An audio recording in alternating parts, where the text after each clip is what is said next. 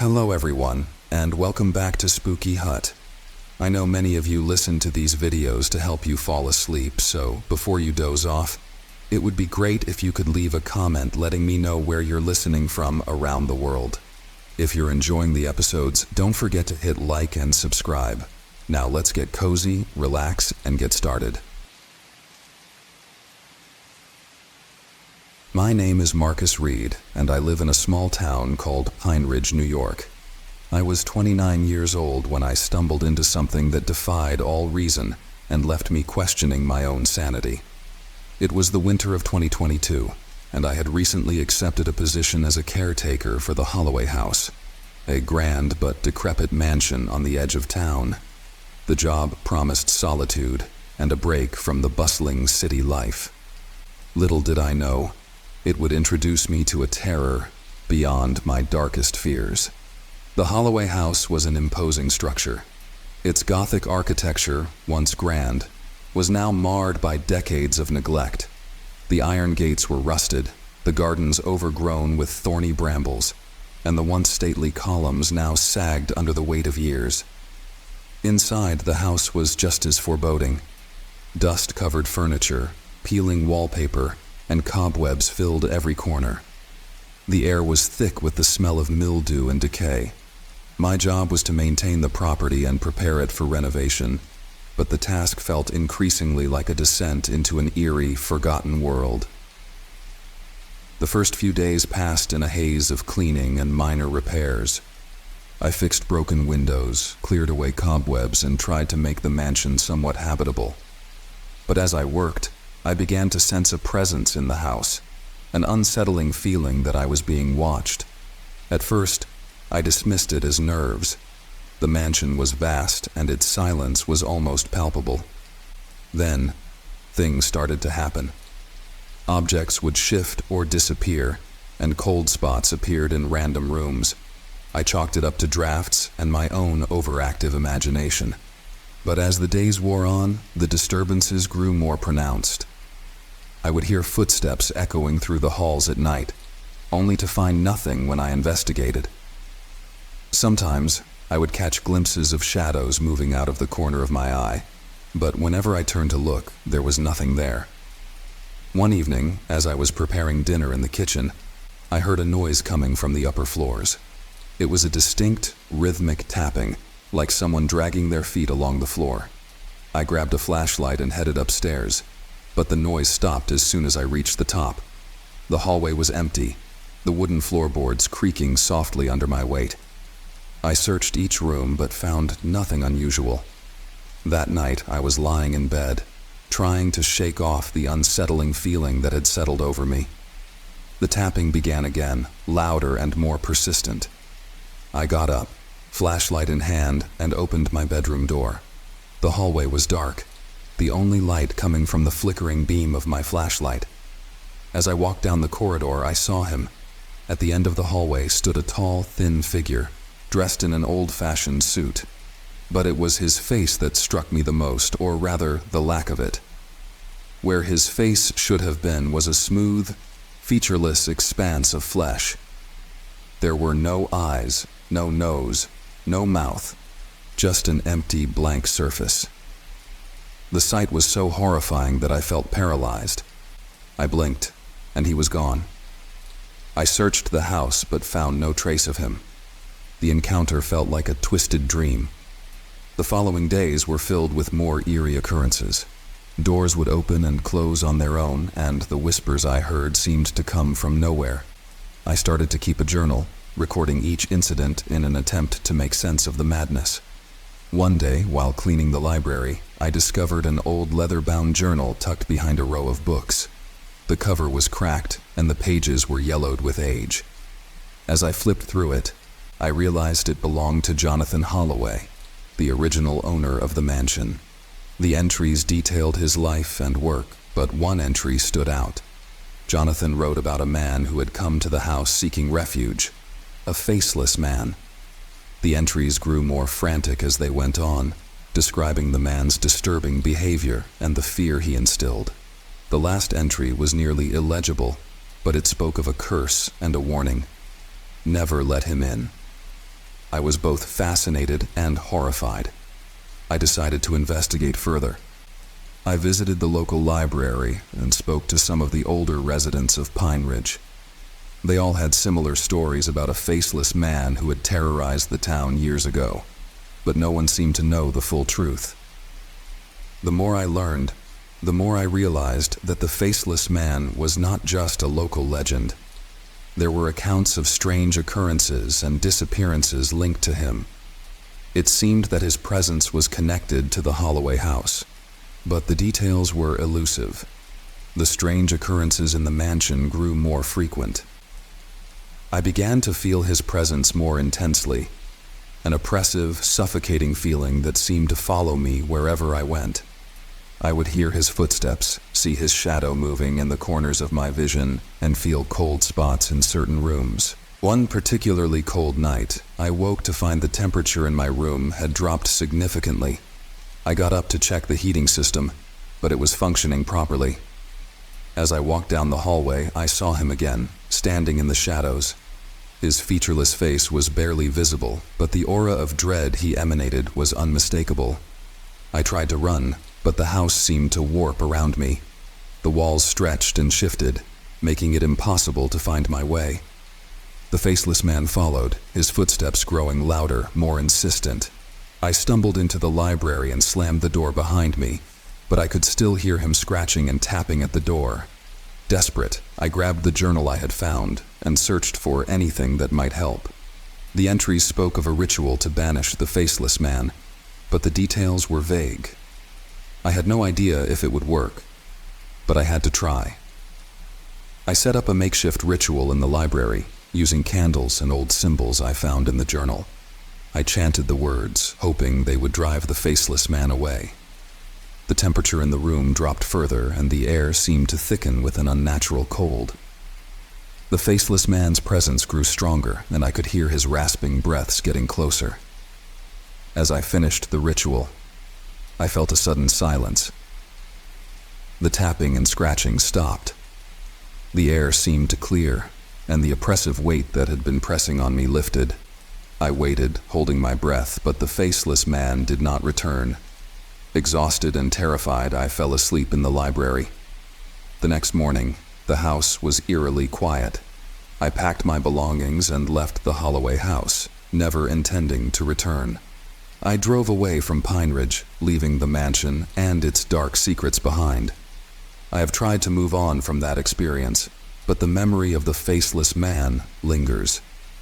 I sometimes wonder if he is still out there, waiting for someone else to cross his path.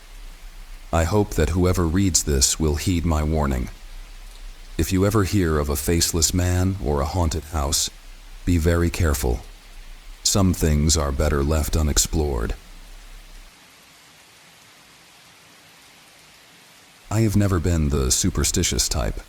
You know, the kind of guy who laughs at ghost stories around campfires and waves off warnings from old-timers. Growing up in a small town like Stone Hollow, you hear a lot of urban legends, most of them ridiculous, the rest more like exaggerated cautionary tales. But there was one story, the one about Lake Harrow, that no one ever treated as a joke. They called it the Haunted Lake. But the more serious folks just called it cursed. People in town avoided talking about it unless they had to, and even then, it was with hushed voices, as if the very mention of it would bring trouble. Lake Harrow was a few miles up the road, nestled at the foot of a range of steep hills. It was the kind of place that looked beautiful during the day, but turned unnerving once dusk settled in. The water was always darker than it should be, and no one, not even the locals who'd lived there their entire lives, ever stayed after sunset. I wasn't originally from Stone Hollow. I moved here after a nasty divorce left me looking for a place to start fresh. At 32, I figured I needed a change of pace, a slower, quieter life, and the rural charm of Stone Hollow seemed perfect. The locals were friendly enough, and the nearby wilderness offered plenty of hiking and fishing opportunities. But as anyone who moves to a small town knows, there's always some old legend or mystery that the town clings to. For Stone Hollow, that was Lake Harrow. I've always loved the outdoors, and one Friday afternoon in late September, I decided I needed a weekend to clear my head. I thought, what better way to do that than a solo camping trip? I wasn't naive to the rumors about the lake, but I was skeptical, to say the least. After all, what harm could a quiet weekend by a lake do? I packed my gear, tent, fishing rod, some basic supplies, and set off for Lake Harrow, determined to have a peaceful weekend of solitude. The drive up was uneventful. The closer I got to the lake, the thicker the trees became, their leaves already tinged with the vibrant oranges and reds of autumn. When I finally pulled into the small gravel lot near the shore, the sun was still high in the sky, casting long golden rays over the dark water. For a moment, I marveled at how still the lake was, like a sheet of black glass perfectly undisturbed. It was serene, almost unnervingly so. I set up my tent near the shore, not too close but close enough to hear the gentle lapping of the water against the rocks. There wasn't a single ripple on the surface, despite the light breeze that ruffled the trees. It struck me as odd, but I brushed it off. By the time I got a small campfire going and cast my line into the water, the sun had begun to sink toward the horizon, turning the lake a deep blood red. The color reminded me of rust, almost as if the lake itself was bleeding. The locals had always said the reddish hue came from iron deposits in the water, but standing there, watching the crimson shade deepen, I couldn't shake the unsettling feeling gnawing at me. I didn't catch anything that evening, which wasn't unusual, but the quiet was. The woods surrounding the lake were devoid of the usual sounds of nature. No birds, no insects, nothing. Just silence, save for the faint crackle of my fire and the distant whisper of wind through the trees. As the sun disappeared completely, plunging the lake into darkness, I decided to turn in early. I zipped up my tent, wrapped myself in my sleeping bag, and tried to relax, though a sense of unease clung to me like a second skin. Then, sometime after midnight, I heard it. At first, I thought I was dreaming, just a faint splash like a stone breaking the surface of the water. I lay there, listening, straining to hear anything else. The splash came again, louder this time. I sat up, my heart pounding in my chest, and unzipped the tent just enough to peer out. The moon was high, casting an eerie silver glow over the lake, but there was no sign of movement. The water was as still as ever. I waited, listening. Another splash, closer now, like someone or something was walking into the lake, slowly, deliberately. My breath hitched as I scanned the shore, the pale light of my flashlight slicing through the darkness. Nothing. I told myself it was probably a fish, or maybe even a deer, and forced myself to lie back down. But the splashing didn't stop. It grew louder, more persistent, each sound deliberate, as though whatever was making it was getting closer and closer to my campsite. Then came the whisper. It was faint, barely audible, but unmistakable. My name. Daniel. Drawn out, almost tender, but there was something terribly wrong with it, something cold and lifeless. The voice came from the direction of the lake, though it sounded like it was right beside me. I shot up, fumbling for my flashlight, and shined it toward the water. Nothing. No footprints, no movement, just the still black lake. My heart was racing. I told myself I was imagining things, that the stories were getting to me, but deep down I knew better. I sat there for hours, too terrified to sleep, clutching my flashlight like a lifeline. The splashing stopped eventually, but the whisper, the voice, it lingered, drifting through the air like a faint echo. The next morning, the sun rose over the hills, bathing the lake in golden light, and everything seemed normal again. I was exhausted, but I convinced myself that it had all been a trick of the mind, the result of an overactive imagination and lack of sleep. I spent the day hiking one of the nearby trails, trying to shake off the lingering sense of dread. The woods felt oppressively quiet, and though I kept telling myself it was nothing, the hairs on the back of my neck stood on end the entire time. When I returned to the lake that evening, the sun was already beginning to set, casting long shadows over the water. I built another fire and tried to enjoy the solitude, but my nerves were shot. I kept glancing toward the lake, expecting to see something, though I didn't know what. The sun dipped below the horizon, turning the water that unsettling shade of red once more. I ate my dinner in silence, the crackle of the fire the only sound in the growing darkness. Then, just like the night before, I heard it. The splash. Only this time, it was louder. Closer. My heart began to race as I grabbed my flashlight and scanned the shoreline. That's when I saw it. A figure, pale and thin, was standing waist-deep in the water, its back to me. Its long, stringy hair hung limply down its back, and its bony arms floated just beneath the surface of the lake. My stomach twisted in terror, but I couldn't tear my eyes away. It didn't move, didn't make a sound, but I knew it was aware of me. Then slowly, it began to turn, its head swiveling unnaturally until its face, if you could call it a face, was staring right at me. I stumbled backward, dropping my flashlight, my hands shaking as I fumbled to retrieve it. When I finally managed to point it back toward the lake, the figure was gone. The water was still, as though nothing had been there at all. I spent the rest of that night huddled in my tent, knife in hand, too terrified to sleep. The splashing continued for hours, but I didn't dare look outside again. When dawn finally broke, I wasted no time packing up my gear and getting the hell out of there. As I was throwing my last bag into the back of my truck, I glanced back at the lake one final time. There, standing on the shore, was the figure, watching me. Its face was twisted into a grotesque smile, its eyes hollow and black as the water behind it. I jumped into the truck and peeled out of there, not stopping until I was miles down the road. I didn't tell anyone what I saw. Not my friends, not the people in town. Who would believe me? But the nightmares haven't stopped.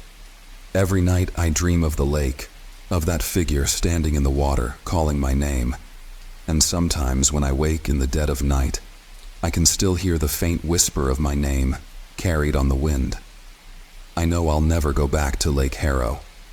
But deep down, I fear it doesn't matter how far I run. The lake will find me, and when it does, I won't be able to escape.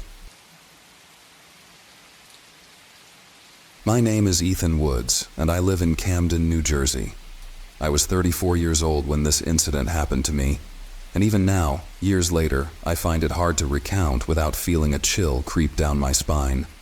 It was late September, and I had taken some time off work, hoping to get away from the hustle of the city. I wanted some quiet, just a weekend to clear my head. I found a small cabin for rent online in a town called Baker's Hollow, Pennsylvania. I'd never heard of it before, but it was remote, tucked away in the dense woods, and I thought it would be perfect. The drive from Camden to Baker's Hollow was around 3 hours. I left around noon, hoping to reach the cabin before dark. The first couple of hours were uneventful, just highways and open stretches of land. But as I got closer to the town, the road began to narrow, the trees on either side growing thicker and more oppressive. The sun was starting to set, casting long shadows over the road, and I noticed there were fewer and fewer cars the closer I got to Baker's Hollow.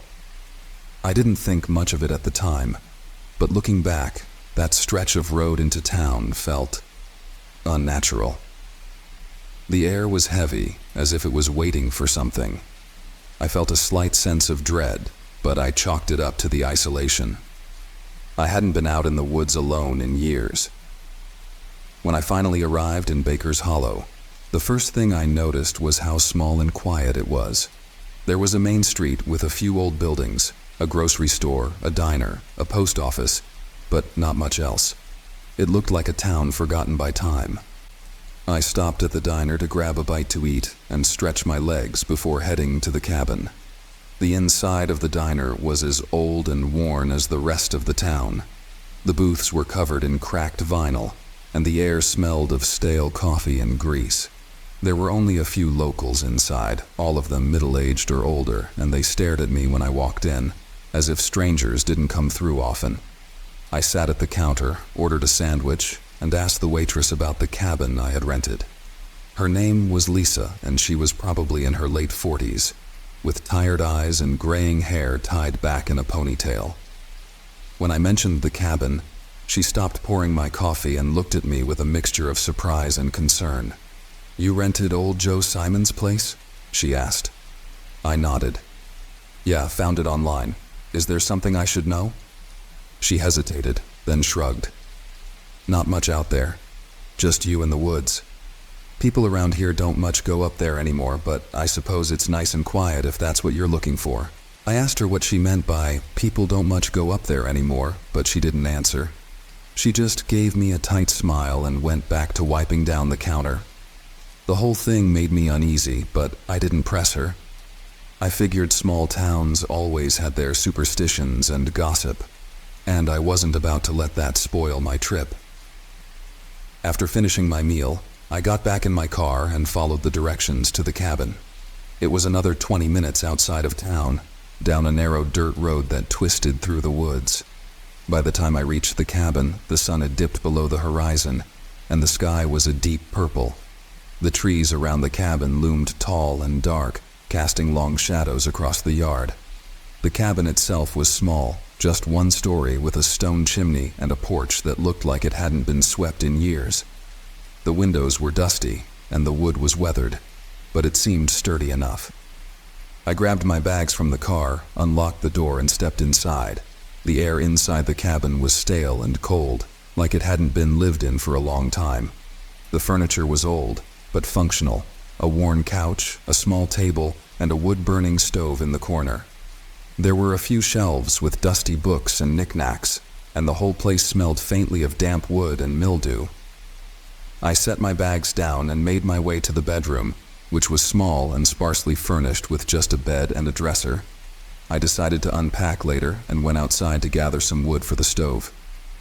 As I was stacking the logs by the front door, I felt it again, that strange sensation, like I was being watched. I stopped, glanced around the woods, but saw nothing. The silence was absolute, not even the sound of crickets or birds, just the wind rustling through the trees. It was eerie, but I tried to shake it off. After lighting a fire in the stove, I sat on the couch and flipped through one of the dusty old books I'd found on the shelf. It was some kind of local history book, though most of the pages were too faded to read. There were a few old photographs of the town, Baker's Hollow as it had been in the 1800s. Wooden houses, dirt roads, men in old-fashioned suits and women in long dresses. But there was one photo that made my skin crawl. It showed a group of children, maybe 8 or 10 of them, standing in front of an old barn.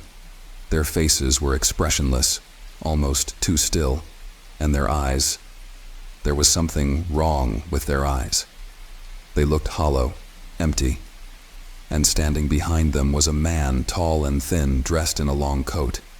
His face was blurred, like the camera had failed to capture him properly. But even through the blur, I could see his smile, wide and unnatural. It was unsettling, to say the least. I closed the book and set it aside, telling myself I was just spooking myself out. That night I had trouble sleeping. The cabin was dead silent, except for the occasional creak of the old wood settling. Every time I started to drift off, I'd hear something, a faint tapping like someone knocking on the walls, or the sound of footsteps on the porch. But whenever I got up to check, there was nothing. Just the empty darkness outside. By the time morning came, I was exhausted but relieved that the night was over. I made myself some coffee and stepped out onto the porch to get some fresh air. The woods around the cabin were dense, the trees towering above me like sentinels, their branches blocking out most of the sky. It was quiet, almost too quiet, but at least the oppressive feeling from the night before had lifted. I decided to spend the day hiking. The woods were beautiful in the daylight, with sunlight filtering through the leaves and the sound of birds in the distance. I followed a narrow trail that wound through the trees, not really caring where it led. After about an hour, I came across something strange. It was a small clearing, and in the center of it stood an old wooden puppet theater. It looked ancient, the wood rotting and the paint faded, but it was unmistakably a puppet theater. It seemed completely out of place in the middle of the forest, like it had been abandoned there decades ago. As I approached, I saw something even stranger. There were puppets hanging inside the theater, dozens of them, all made of wood and cloth, their faces painted with exaggerated expressions. Some were smiling, others frowning, but all of them were staring directly at me. Their glassy eyes seemed to follow me as I moved, and I felt a deep sense of unease settle in my gut. I don't know why, but I reached out and touched one of the puppets. The moment my fingers brushed the wood, I heard a sound, a low, rasping whisper, like someone breathing heavily right behind me. I spun around, but the clearing was empty. There was no one there, just the trees and the puppets hanging motionless in the theater. I backed away, my heart pounding in my chest, and hurried back to the cabin. By the time I got there, the sun was already starting to set, casting long shadows over the yard. I locked the door behind me and sat down on the couch, trying to calm myself. But that night, the noises started again. The tapping on the walls, the footsteps on the porch. I lay in bed, staring up at the ceiling, listening as the sounds grew louder, closer, and then, just as I was about to get up and check, I heard it. A voice, faint and raspy, whispering my name from outside the window. Ethan. I froze, my heart hammering in my chest. The voice was so quiet, but I knew it wasn't my imagination. Someone was out there, calling to me. I lay there, paralyzed with fear, until the voice finally stopped. The next morning, I packed my bags and left the cabin. I didn't care about the rental fee or my unfinished vacation. I just wanted to get out of Baker's Hollow and never look back. As I drove away, I glanced in the rearview mirror and saw it. The same figure I had seen when I first arrived, standing at the edge of the woods, watching me with that same unnatural stillness. I didn't stop. I didn't look back. I just kept driving, putting as much distance between me and that town as possible. To this day, I don't know who or what the puppeteer was. Maybe it was just an old legend, something the locals whispered about but never really believed. But I know what I saw, I know what I heard, and I know that whatever it was, it's still out there, waiting. When I was 13, I spent a summer at my grandparents' remote cabin nestled in the dense forest of the Appalachian Mountains. The cabin was an isolated refuge, surrounded by towering pines and thick underbrush, miles from the nearest town. It was the kind of place where time seemed to stand still, and the only sounds were the whispering wind and the occasional call of a distant bird. One night, as a thunderstorm rolled in, I lay in bed listening to the rain battering the roof. The soft patter of droplets on the windows was soothing, a lullaby in nature's symphony. Just as I was about to drift off to sleep, a new sound cut through the storm, a distant piercing scream that made my blood run cold. It was a cry of such raw terror that I couldn't imagine what could cause it. I sat up in bed, straining my ears to catch another sound, but the scream did not come again. I wanted to wake my grandparents, but something kept me frozen under the covers. Was it the sound of someone in trouble, or was it simply the storm playing tricks on my imagination? The next morning I asked my grandfather about it. He glanced at me with a grim expression, his eyes clouded with a mixture of sorrow and unease. "The woods have their own secrets," he said slowly. "There are things out there that are best left undisturbed." His words left me with more questions than answers, and my curiosity only deepened.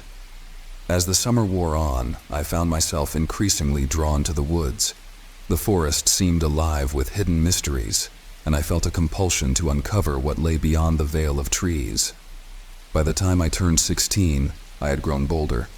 The screams from that stormy night had faded into a haunting memory, and I was determined to explore the woods properly. I told my parents I was going hiking and packed a backpack with supplies, water, a flashlight, a compass, and a knife for safety. The day was overcast, with thick clouds hanging low in the sky, threatening rain. The forest seemed to pulse with a dark energy as I entered. The trees loomed overhead, their branches forming a dense canopy that filtered the weak sunlight. The path quickly vanished beneath the tangled underbrush, and soon I found myself navigating by instinct. Hours passed as I wandered deeper into the forest. The air grew heavier, more oppressive, and the occasional rustling of leaves made me jump. I couldn't shake the feeling of being watched, though whenever I turned, the woods remained still and silent. The only sound was the steady crunch of leaves and twigs beneath my feet. As I ventured further, the screams returned. They were faint at first, like echoes of a distant nightmare, but as I pressed on, they grew louder and more distinct. The sound was unmistakably human, screams of anguish and despair that seemed to pierce the very fabric of the forest. My heart raced, but I couldn't turn back. The curiosity that had driven me this far wouldn't let me stop now. I followed the sound, pushing through the thickening underbrush. The forest grew darker, and the trees seemed to close in around me, their gnarled branches clawing at the sky. Suddenly, I stumbled into a clearing. In the center stood an old, decaying cabin. It was eerily similar to my grandparents' cabin, but had clearly been abandoned for many years. The walls were rotting, and the roof sagged under the weight of time and neglect. Broken windows stared out like empty eyes. The screams were louder here, a frantic chorus of pain and terror. I hesitated, but my curiosity pushed me forward. I approached the cabin, my flashlight casting long shadows on the ground. The door was ajar, and I gently pushed it open, stepping inside. The interior was a mess of broken furniture and dust-covered surfaces. It smelled of mildew and decay. The screams seemed to emanate from below, a relentless wail that seemed to shake the very walls. I followed the sound to a trapdoor in the corner of the room. It was slightly open, revealing a dark, narrow staircase leading down into the abyss. My flashlight flickered as I descended the stairs, the beam barely penetrating the darkness. The air grew colder, more oppressive, and the whispers began, muttering voices that seemed to come from all around me. The walls of the staircase were lined with strange symbols, drawn in what looked like dried blood. At the bottom of the stairs, I entered a small, dimly lit chamber. The walls were covered in more symbols, and the air was thick with an unsettling energy. In the center of the room was an old wooden chair, bound with thick ropes. A blood-stained rag was tied around the backrest. The screams were now a deafening roar, filling the chamber with a palpable sense of horror. I noticed something lying next to the chair, a tattered journal. My hands trembled as I picked it up, flipping through the pages.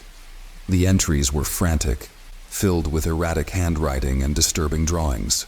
The last entry, written in a scrawling hand, read, "They come from the shadows, feeding on fear. Their screams are a lure, a call to those who dare to seek. Do not follow, for once you hear their voices, there is no escape." As I read the entry, the whispers grew louder, merging into a cacophony of voices. The chamber seemed to pulsate with a life of its own, the symbols on the walls glowing faintly. The fear in the room was palpable, almost tangible. I felt an icy hand grip my heart as the whispers turned into guttural growls. I turned to leave, but the trapdoor was now closed, and the staircase had vanished. The chamber felt like it was closing in on me, the walls pressing closer with each passing second. I tried to force open the trapdoor, but it wouldn't budge. My flashlight flickered and died, plunging the room into darkness. In the pitch-black void, I heard a soft, shuffling sound. My flashlight came back on, revealing a figure in the corner of the room. It was tall and gaunt, its face hidden in shadows. Its eyes glowed with an unnatural light, and its presence exuded an aura of pure malevolence. The figure began to move toward me, its steps slow and deliberate. The screams grew more frenzied, filling the chamber with a deafening roar. I backed away, my heart pounding in my chest, as the figure drew nearer. Its face remained hidden, a dark void where features should have been. Desperation fueled my escape. I grabbed the journal and fled up the stairs, my flashlight casting wild shadows on the walls. The whispers followed me, a relentless chorus of voices that seemed to chase me through the forest. I burst out of the cabin and into the woods, but the path home was gone. The trees had closed in, forming an impenetrable wall of darkness. I ran blindly, branches scratching at my skin, the screams echoing in my ears. The forest seemed to shift around me, the trees moving like sentient beings, blocking any sense of direction. Just when I thought I would be lost forever, I stumbled back onto a familiar path and emerged into the daylight. The cabin was gone, replaced by the dense forest I had started from. I was disheveled, covered in dirt and sweat, and shaking uncontrollably. The screams had ceased, leaving only the peaceful sounds of the forest behind. When I returned home, I never spoke of what I had experienced. My grandparents had passed away by then, and I didn't want to burden anyone with my tale. The journal remains hidden in my attic, a relic of a night that refuses to be forgotten. Years have passed, but sometimes, in the dead of night, I still hear the screams. They echo in my dreams, a chilling reminder of the horrors that lie just beyond the edge of the known world. The woods are a place of darkness and mystery, a reminder that some secrets are better left buried. When I was 25, I inherited my great-uncle's estate in Gravenmore, a small forgotten town nestled deep in the countryside. The estate was a sprawling manor surrounded by dense, ancient woods. It had been vacant for decades, left to decay while nature slowly reclaimed it. My great-uncle, Albert Whitfield, was a man of peculiar habits and mysterious disappearance, and the estate had long been a subject of local legend and superstition. I was intrigued by the inheritance, both by the allure of the old manor and the opportunity to escape the monotony of city life. So, on a crisp autumn morning, I drove out to Gravenmore to take possession of my new home. The manor was a grand but decrepit structure. It stood 3 stories high, its once stately facade now marred by ivy and neglect. The windows were broken or boarded up, and the garden was overgrown with weeds. The sight of the manor sent a shiver down my spine, but I dismissed it as nerves and excitement. The interior was a maze of dust-covered furniture, faded tapestries, and creaking floorboards. The grand staircase was lined with portraits of grim-faced ancestors whose eyes seemed to follow me with unsettling intensity. It was clear that the manor had been untouched for years, and a musty odor permeated the air, mingling with the scent of mold. On my first night, as I settled into my new home, I found an old journal in the library. It was bound in cracked leather and appeared to be quite ancient. The pages were yellowed and brittle, filled with scrawled notes and sketches. The entries were written in my great-uncle's distinctive handwriting, and they detailed his increasingly paranoid and obsessive thoughts about the manor and its surroundings. One entry stood out. "The shadows are growing restless. They whisper and move with a life of their own. I fear they are no longer content to remain hidden. I have seen them, seen their dark forms shift in the corners of my vision. They are drawing closer, and I fear what they will do when they come for me." The journal intrigued me, and as I read through it, I began to notice patterns in my great-uncle's descriptions. He spoke of shadows that moved independently, of whispers that seemed to come from nowhere, and of a creeping sense of dread that permeated the manor. The following days were spent exploring the estate and its grounds. The manor had a cellar, which I discovered after some searching.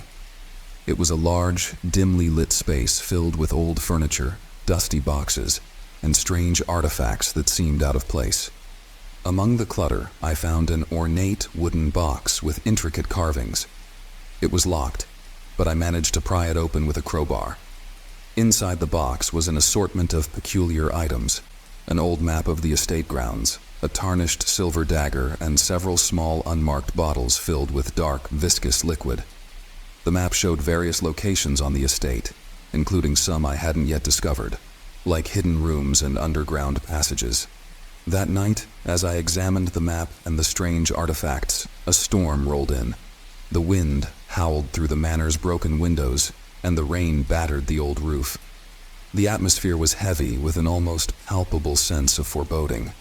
Around midnight, I was jolted awake by a noise, a low, guttural growl that seemed to come from just outside my door. I grabbed the silver dagger from the box and crept through the darkened hallways. The manor's shadows seemed to twist and writhe in the flickering light of my flashlight, and the whispers from the journal seemed to echo in the recesses of my mind. As I approached the source of the sound, I noticed something strange. A dark, shifting shape in the corner of the hallway. It seemed to pulse and writhe, its edges indistinct and blurred. My heart raced as I approached, but the shape vanished as soon as I reached out. The following day, I decided to explore the hidden locations marked on the map. I began with a small, overgrown garden at the edge of the estate grounds. According to the map, there was a concealed entrance to an underground chamber. I cleared away the foliage and found a rusted metal door partially buried beneath the earth. With some effort, I managed to open the door and descended into the darkness. The chamber was a vast underground space, filled with dusty, cobweb-covered shelves and strange symbols carved into the walls. The air was heavy and stale, and the sense of dread was almost unbearable. On one of the shelves, I found a large, leather-bound book. It was written in an unfamiliar language, but the symbols and illustrations depicted dark rituals and ceremonies. The book seemed to pulsate with an unnatural energy, and as I touched it, a cold shiver ran down my spine. As I was examining the book, I heard a faint scratching sound coming from behind me.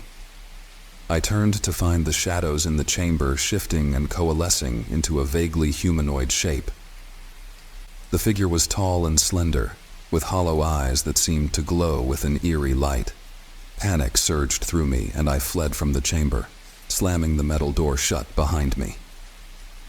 I returned to the manor, my mind racing with questions and fears. What had I uncovered? What was the source of the shadows and whispers? The nights that followed were filled with unsettling occurrences. Objects in the manor would move on their own, strange noises echoed through the halls, and the shadows seemed to grow more distinct and malevolent. I began to have vivid nightmares of dark figures reaching out for me, their whispers a constant presence in my dreams. One evening, I decided to confront the shadows. Armed with the silver dagger and my flashlight, I ventured into the manor's deepest recesses. The whispers grew louder, more insistent, and the shadows seemed to converge upon me. In the cellar, I found an old hidden room that I had missed before. Inside, there was an altar covered in strange symbols and offerings. The room was suffused with a cold, oppressive energy, and the air was filled with a low, rhythmic chanting that seemed to come from the very walls. The altar was covered in items similar to those I had found in the ornate box.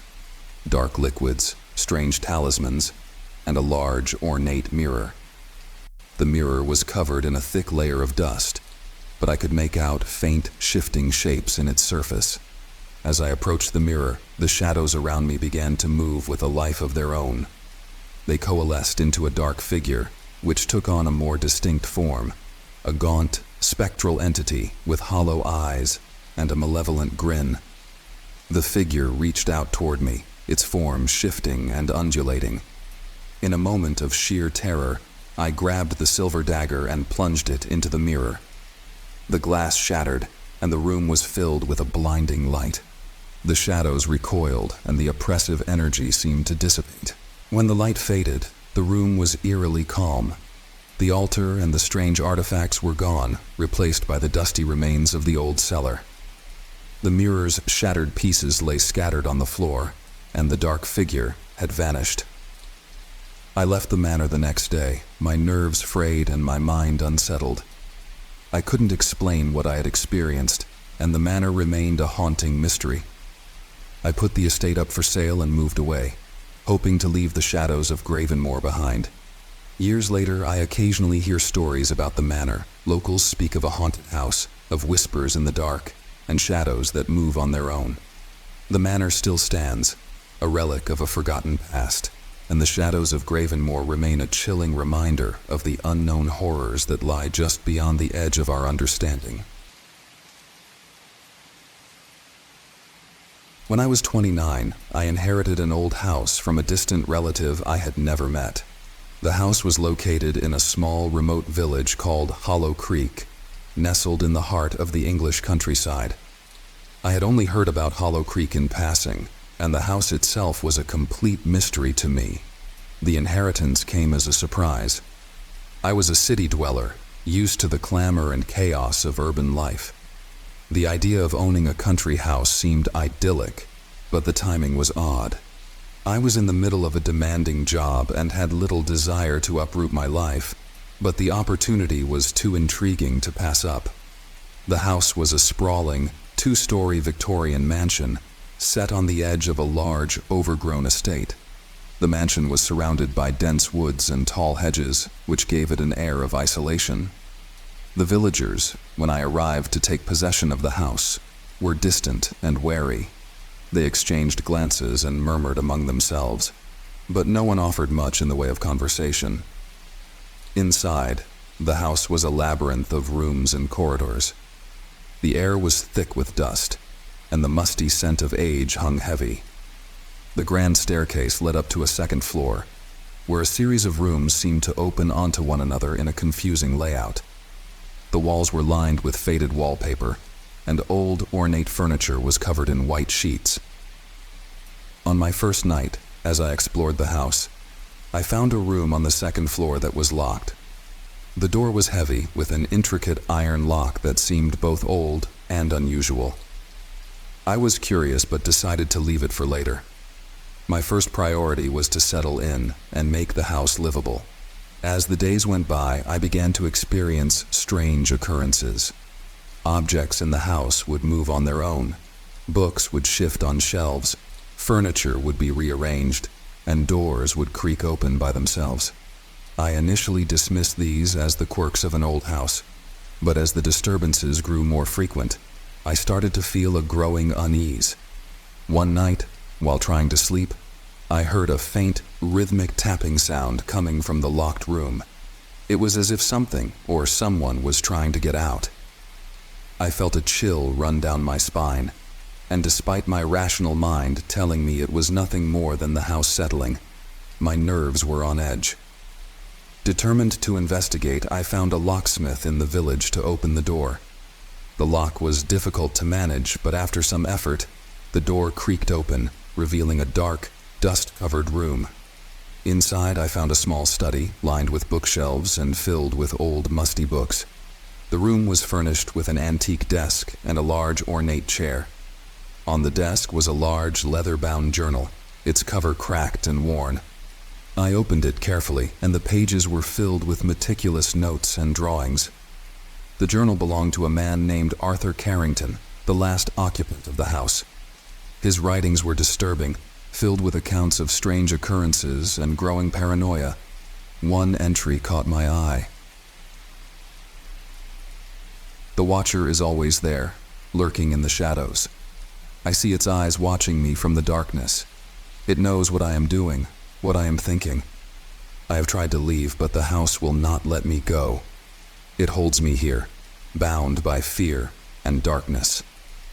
As I read the journal, I noticed that Carrington had meticulously detailed various incidents in the house, including the tapping sound I had heard. He spoke of a figure he referred to as the Watcher, a malevolent presence that seemed to haunt him. The more I read, the more I became convinced that Carrington's experiences were not just the ravings of a troubled mind. The descriptions of the Watcher, its eyes, its presence, matched the strange occurrences I had been experiencing. I began to feel the Watcher's presence more acutely, as if it was closing in on me. One evening, as I was reading the journal in the study, I heard the tapping again. It was louder this time, more insistent. The sound seemed to come from the walls, as though something was trying to break through. I looked around the room, but there was nothing visible. That night, I was unable to sleep. The house seemed to come alive with noises, the creaking of floorboards, whispers in the darkness, and the constant feeling of being watched. I decided to stay in the study, hoping to find some clue that would explain the disturbances. As I sat in the dim light of a single lamp, I saw a shadow move across the wall. It was a fleeting shape, but it was enough to make my heart race. The shadow seemed to take on a more defined form, growing darker and more distinct. I tried to ignore it, focusing on the journal, but the presence grew stronger.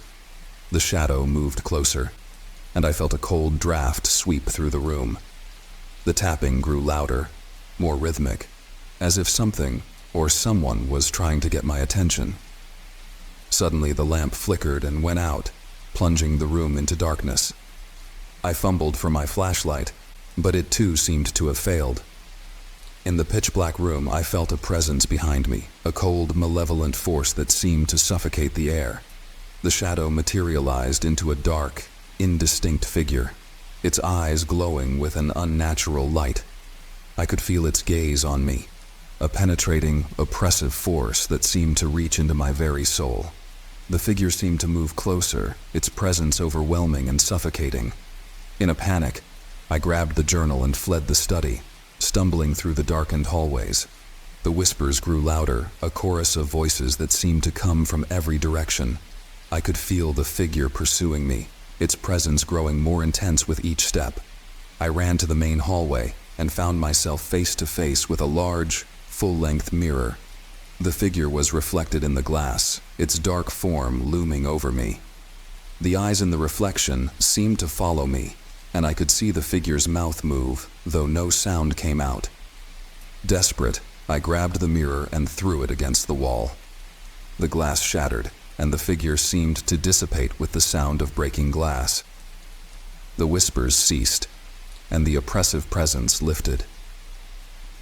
The next day, I decided to leave the house. I packed my belongings and drove away, leaving the eerie mansion behind. I couldn't explain what had happened, but the experience left me shaken and fearful. In the years that followed, I learned more about the house and its history. It turned out that Arthur Carrington had disappeared under mysterious circumstances, and the house had been left abandoned ever since. The villagers spoke of strange occurrences and a malevolent presence, and it became clear that the Watcher was more than just a figment of Carrington's imagination. The house was eventually sold to a local historian who hoped to uncover its secrets. As far as I know, the historian has had their own share of experiences, but the true nature of the Watcher remains a mystery. I sometimes wonder if the Watcher still resides in the house, waiting for the next occupant to succumb to its presence. The experience has left me with a deep sense of unease, and I can't help but feel that some things are best left unexplored. I knew something was wrong the moment I saw the house. It wasn't just the eerie silence surrounding it, or the way the trees seemed to lean away from the structure as if in fear. It was the house itself. It stood at the top of the hill, weathered and rotting, like a corpse that refused to decay completely. No one in town spoke about it anymore, but I'd always known it was a place people avoided, for reasons they wouldn't or couldn't say. Now, as I stood at its gate, the air thick with the scent of damp earth and decaying leaves, I felt it too. A pull, almost magnetic, drawing me toward the house. But there was something else, something darker, lurking behind that pull. My skin crawled as though I wasn't alone, as though something was watching me from those broken windows. But I had to know. My name is David Carter, 32 years old. I grew up in this small town, left when I was 18, and swore I'd never return. Yet here I was, back after my father passed, tying up loose ends with the family estate. It was during this return that I found an old photograph, tucked away in a forgotten drawer. A photo of my father standing in front of the house on the hill, young, terrified, and staring at something just out of frame. He'd never spoken about the house, never mentioned it even in passing, but the haunted look in his eyes in that photo set something off in me. So I went searching. And now, standing in front of it, I began to wonder if I had made a mistake. The gate groaned as I pushed it open, rusted hinges screaming in protest. The yard was overgrown, weeds choking out any sign of life. The air felt heavy, oppressive, as if the house exhaled its rot around me. I walked up the cracked stone path to the door, each step slower than the last. When I reached for the doorknob, my hand trembled, but I forced myself to turn it. It swung open with a reluctant creak, revealing a dim hallway that smelled of mildew and age. I stepped inside, the floorboards creaking beneath my feet. Dust motes floated in the faint light filtering through grimy windows. The walls were covered in faded, peeling wallpaper, and the once grand staircase that spiraled up to the second floor seemed to sag under its own weight. There was no reason anyone would live here. No one had, as far as I could tell, for decades. Yet the house didn't feel abandoned. In fact, it felt like it was waiting. For me. I wandered the rooms, each one telling the same story of neglect and decay. Old furniture sat where it had been left, rotting and forgotten. I could hear the wind outside, brushing the trees against the house, but inside, the silence was suffocating. And yet, there was something beneath that silence. A faint sound, like whispering, too low to make out. My heart pounded in my chest as I moved toward the back of the house. That pull was stronger now, leading me to a door that seemed out of place, newer than the rest of the house. My fingers hesitated on the handle, but I knew I couldn't turn back now. I opened the door. The basement. The smell hit me first, a rancid stench of mold and something worse. I descended the stairs slowly, each step an act of will as my flashlight beam cut through the thick darkness. The whispers grew louder, though I still couldn't understand them, and I could feel my skin prickling with an unseen presence. At the bottom of the stairs, I froze.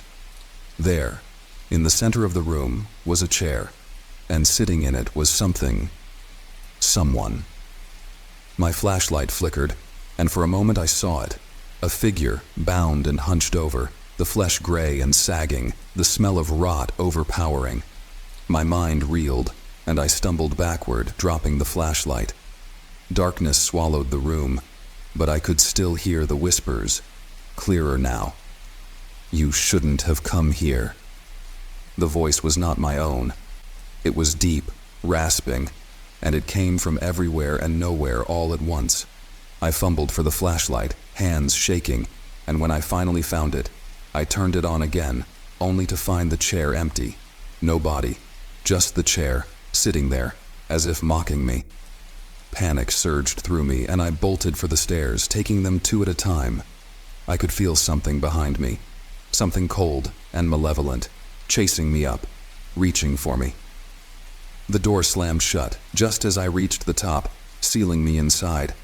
I pounded on it, but it wouldn't budge. And then, the house began to shift. The walls groaned, the floor beneath me buckled, and that voice returned, louder, angrier. "You can't leave, not now." I spun around, looking for another way out, when I noticed something new. A photograph, hanging crookedly on the wall. I hadn't seen it before, but it was impossible to miss now. My heart dropped into my stomach as I realized what it was.